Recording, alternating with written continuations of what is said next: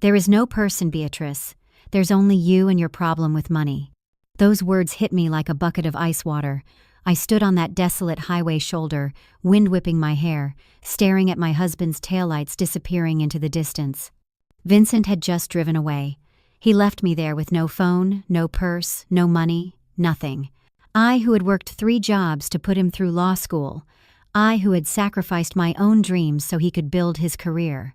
I who had just been asked for $75,000 that same morning for his ridiculous lake house project. I was not worth a second glance. My name is Beatrice Hayes. I am 68 years old now. But 5 years ago I was 63, and I believed my 28-year marriage was solid. I believed my husband loved me. I believed that all our struggles would eventually pay off. I was wrong about everything. It started that morning. Vincent had been obsessed with building a sprawling mansion by the lake. Not a vacation home, a palace. Something to impress his superiors at the firm and the politicians he wanted to befriend. That house had already swallowed every penny of our savings. Then came the credit cards, then the personal loans. We owed the bank nearly $250,000. My salary as an administrator at the regional manufacturing plant barely covered the interest payments and groceries. That morning, he casually asked for another $75,000. He didn't even look up from his scrambled eggs. Beatrice, I need another $75,000. I finalized the details with the contractors. I need it by end of day. I froze, coffee mug halfway to my lips. Vincent, where are we going to get it? We're drowning in debt already. He looked at me with those cold eyes. As if I wasn't his wife of 28 years. As if I was just an irritating obstacle. I'm not asking where we're going to get it. I'm telling you I need it. This house is our future. You don't understand that because your mind works like a payroll clerk. I tried to reason with him. I mentioned our debts, our age, the fact that we were risking everything. He slammed his hand on the table so hard the silverware rattled. I am sick of your complaining. Sick of your pettiness. You are dragging me down. Then he told me to get dressed. We were going to meet someone at his office. We needed to sign papers. He scanned me critically. Leave your purse and your phone. This is a confidential discussion. I obeyed. After 28 years of marriage, I had learned to obey. He had chipped away at my confidence so systematically that I believed I understood nothing about serious business. I grabbed a light jacket and followed him to the car. We drove in silence. The city fell away behind us. Suburban strip malls gave way to empty roads. I asked several times where we were going. Vincent just waved me off. His jaw was tight. After about 30 minutes, he suddenly veered off the highway onto a narrow, cracked road. The car went another 500 yards and stopped next to a dilapidated bus shelter. There was no one around, just empty fields and a distant line of trees. Get out, he said curtly. Why? I don't understand. Get out. We're here. I opened the door and stepped onto the gravel shoulder. The wind immediately hit me. I turned, expecting him to get out too, but Vincent didn't even turn off the engine. He just stared at me through the windshield. Vincent, what's going on? Where is this person? He smiled, a cruel, unfamiliar smile that made my blood run cold. There is no person, Beatrice. There's only you and your problem with money. You didn't want to help, so figure out your problems on your own. I'm leaving you. I'm leaving your debts, your whining, your narrow little life. I'm starting fresh, and you can start yours right here. With those words, he floored the gas pedal. The car sped away, kicking up a cloud of dust. I stood frozen in the middle of that desolate road, utterly alone. I couldn't believe what had just happened. This couldn't be real. It had to be a cruel joke. He would turn around, he would come back laughing. But the car didn't turn around. It shrank into a speck and vanished. The silence that followed was deafening. I stood there for several minutes, unable to process what had just happened. The wind cut through my thin jacket. I had no phone, no money, no ID. I was 63 years old, standing on a rural highway 30 miles from the city, completely abandoned. For the first time in 28 years, I felt utterly and completely alone. Let me take you back to the beginning. Vincent and I met when I was 35. He was a struggling young lawyer with big dreams and a bigger ego. I was working as a secretary at a manufacturing company. He swept me off my feet with his confidence and his promises. He talked about the future we would build together, the life of comfort and respect. We married within 6 months. I supported him through everything. When his practice struggled, I took on extra shifts. When he needed money for continuing education courses, I worked weekends. When he wanted to join the country club to network with the right people, I cut every corner in our household budget to make it possible. For 28 years, I was the foundation he stood on, and he never once acknowledged it. The lake house project started 2 years before he abandoned me. Vincent had been appointed to some advisory committee at City Hall. Suddenly, he was obsessed with appearances. He needed a showpiece property, something to host senators and council members, something to prove he had arrived. He found a plot of land by Lake Mitchell, about 45 miles outside the city. It was beautiful, I'll give him that, but it was expensive. The land alone cost $150,000. Then came the architect's fees, the permits, the excavation, the foundation. Every month, Vincent came home with new bills: $8,000 for custom windows, $12,000 for imported stone, $15,000 for a dock. I watched our savings disappear like water through a sieve. When I questioned him, he dismissed me. "You don't understand investment, Beatrice. This house will open doors for us." But there was no us in his plans. I learned that the hard way. After he drove away that morning, I stood on that highway shoulder for almost an hour. Finally, a truck driver stopped. He was a kind man named Howard, probably in his 60s. He let me use his phone to call my friend Dorothy from work. Dorothy drove out to get me. She found me sitting on that bus shelter bench, shaking. "Beatrice, my God, what happened?" she asked, wrapping her coat around me. I told her everything. The lake house, the debts, Vincent's demand for more money, and finally the abandonment. Dorothy's face went from shock to fury. "That son of a... Beatrice, you're coming to my house right now. Then we're calling the police." But when we went to the police station, the officer on duty just shrugged. "Ma'am, this is a domestic dispute. Your husband didn't assault you. He didn't threaten you. Technically, he just left you somewhere. That's not a crime. You need to handle this through divorce court." Divorce court. The word felt like a stone in my stomach. I had no money for a lawyer. I had no money for anything. Dorothy let me stay at her apartment. That first week was the darkest of my life. I couldn't eat. I couldn't sleep. I kept replaying that moment over and over. The cruel smile. The roar of the engine. The cloud of dust. Vincent had disappeared completely. He wasn't at our apartment when I finally went back with Dorothy. He had taken his clothes, his laptop, important documents. He left the bills, mountains of them. Credit card statements showing $87,000 in debt. Bank loan papers showing we owed $163,000 on the lake house construction. Utility bills, property taxes, everything. I sat at our kitchen table and cried, not tears of sadness, tears of rage. Rage at him. Rage at myself for being so blind, so obedient, so foolish. My sister Crystal called me that week. I hadn't heard from her in months. She lived across the state, married to a wealthy businessman. We had never been close. She always looked down on me for my small life. "Beatrice, I heard about Vincent," she said, her voice dripping with false sympathy. "I'm so sorry, but I have to ask. Did Vincent ever mention an apartment investment to you?" "What apartment investment?" "He called me 3 months ago. Said he had an opportunity to buy an apartment building in Dallas. He needed $45,000 from me and said you two were putting in $80,000. He promised a 20% return within a year. I wired him the money, but now I can't reach him." My blood ran cold. "Crystal, I knew nothing about this. We don't have any money. We're drowning in debt." There was a long silence. Then Crystal's voice turned icy. "You mean he scammed me? Your husband stole $45,000 from me?" I don't know. I'm learning new things about him every day." She hung up. But that conversation planted a seed in my mind. If Vincent had conned Crystal, who else had he conned? And where was all that money going?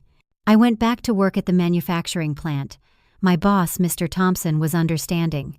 "Beatrice, take all the time you need. Your position is secure."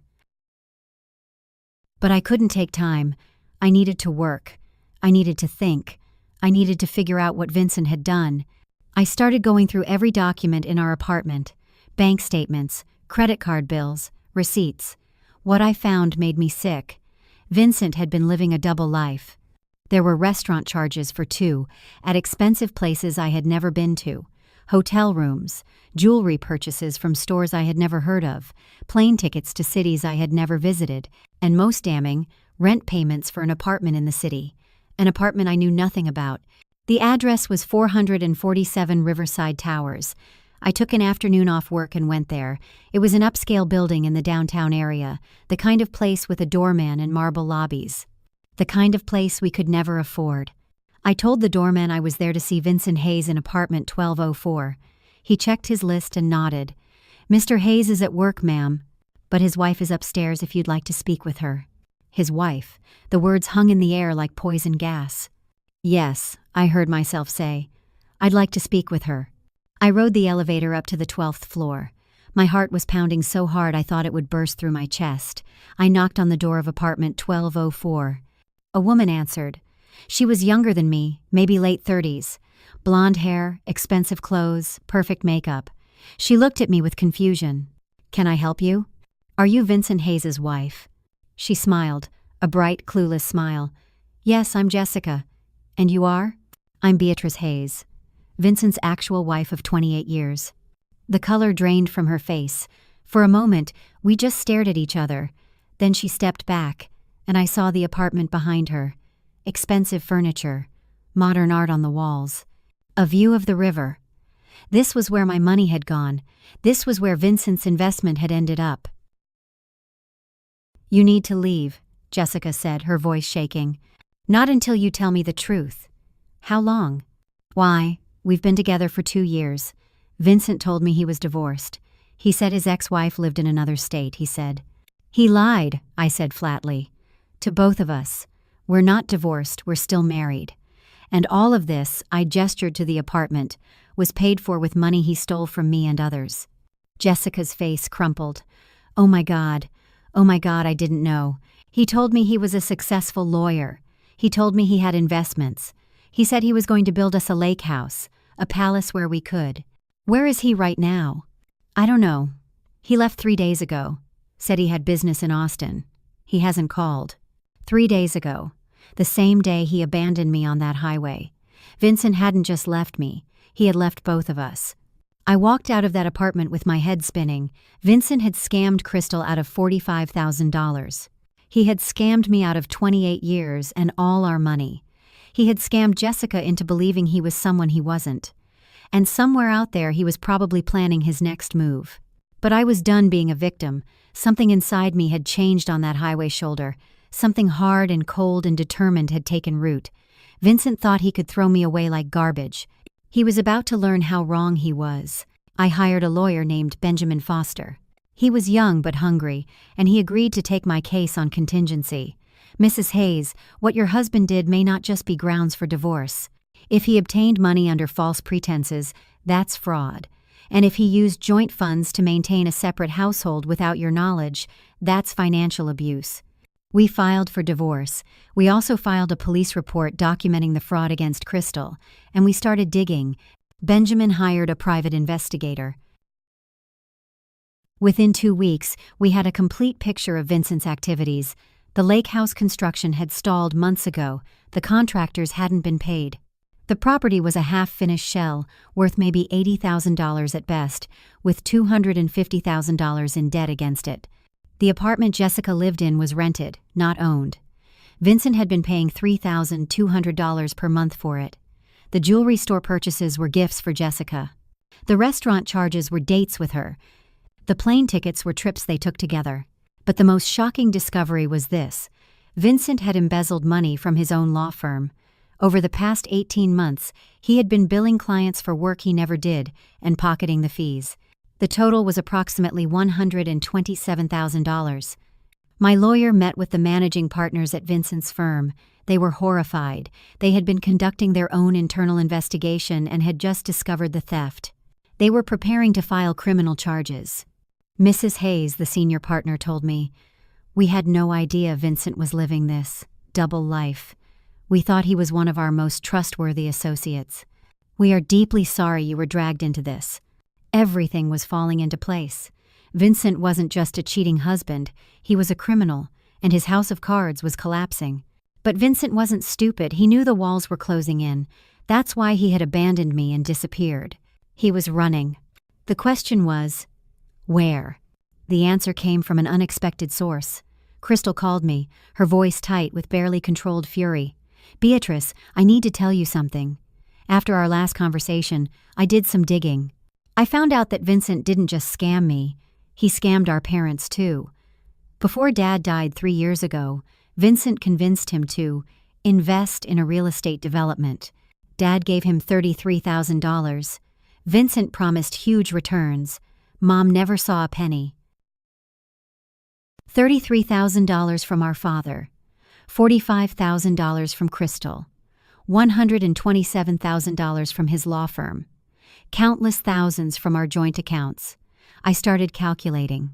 Vincent had stolen, embezzled, or conned at least $350,000 over the past 3 years, and almost all of it was gone, wasted on the lake house fantasy, on Jessica, on maintaining his image of success.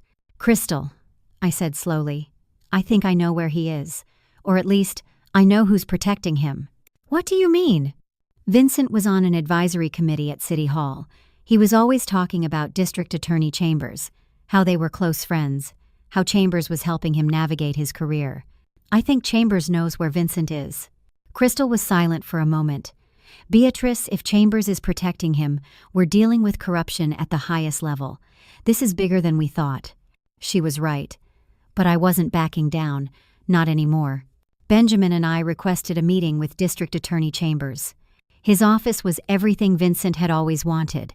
Mahogany furniture, leather chairs, walls covered with certificates and photos with important people. Chambers was in his late 50s, silver-haired, with the smooth confidence of someone who had never been challenged. He greeted us with a politician's smile. "Mrs. Hayes, what can I do for you?" "You can tell me where my husband is." His smile didn't waver. "I'm afraid I don't know what you're talking about. Vincent and I serve on a committee together, but we're not personal friends. I haven't seen him in weeks." "That's interesting," Benjamin said, pulling out a document, "because we have phone records showing you, and Vincent spoke 17 times in the past month, including 3 calls the day after he abandoned Mrs. Hayes on the highway." Chambers' smile tightened. Those were work-related calls about committee business. "At 11 p.m. on a Saturday?" I asked. "That's some dedicated committee work." "Mrs. Hayes, I'm a busy man. If you have actual evidence of wrongdoing, take it to the police. Otherwise, I'm afraid I can't help you." We left his office empty-handed, but I knew we had rattled him, and I knew he was lying. The question was, why was a district attorney protecting a con man? The answer came from Crystal, of all people. She had been doing her own investigation, and she discovered something explosive. District Attorney Chambers had been taking bribes. Contractors paid him to overlook building code violations. Developers paid him to fast-track permits. And Vincent had been the middleman for several of these transactions. Vincent wasn't just running from his crimes. He was running because he could expose Chambers, and Chambers needed to keep him hidden and quiet. Benjamin took this information to the State Attorney General's office. They were very interested. Within days, federal investigators opened a case into Chambers for corruption, and they wanted to find Vincent as much as we did. But Vincent had vanished completely. No credit card charges, no phone calls, no trace. It was as if he had ceased to exist. Until Jessica called me, crying hysterically. "Beatrice, he contacted me. Vincent contacted me. He wants me to meet him. He says he has a plan. He says we can be together if I just do one thing for him." "What does he want you to do?"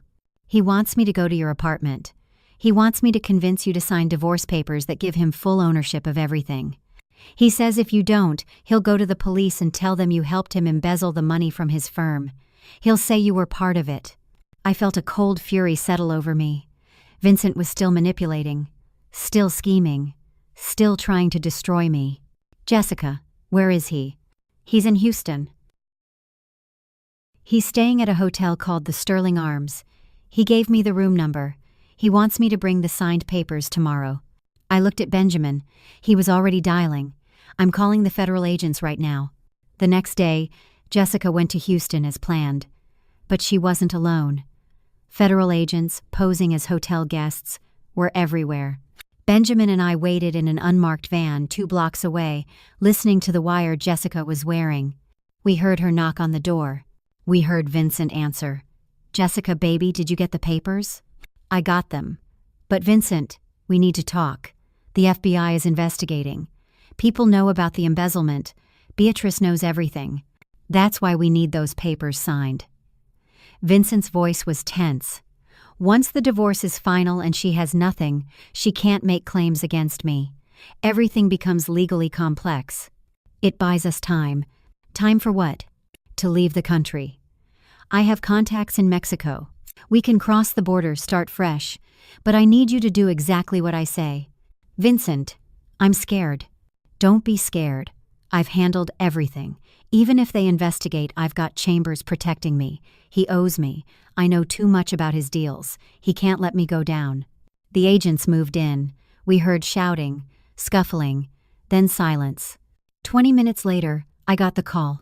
"Mrs. Hayes, we have him. Vincent Hayes is in custody." I sat in that van and cried. Not tears of relief. Tears of vindication.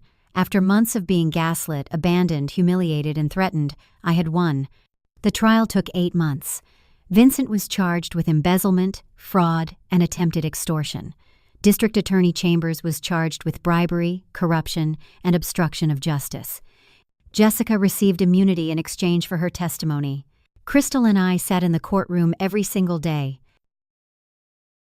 We watched Vincent try to maintain his confident facade, but it crumbled under the weight of evidence. Bank records, phone transcripts, witness testimony, the private investigator's report. It was overwhelming. The jury deliberated for 3 hours, guilty on all counts. Vincent got 12 years in federal prison. Chambers got 15 years. Jessica walked free but ruined. Crystal got a judgment against Vincent's estate for her $45,000. I got full ownership of our apartment and the right to pursue civil damages. The lake house was sold at auction for $85,000. After the bank took what it was owed, there was nothing left. Vincent's law firm dissolved. His reputation was destroyed. His freedom was gone. And me? I stood in that courtroom when the verdict was read, and I felt something I hadn't felt in years. Peace. That was 5 years ago.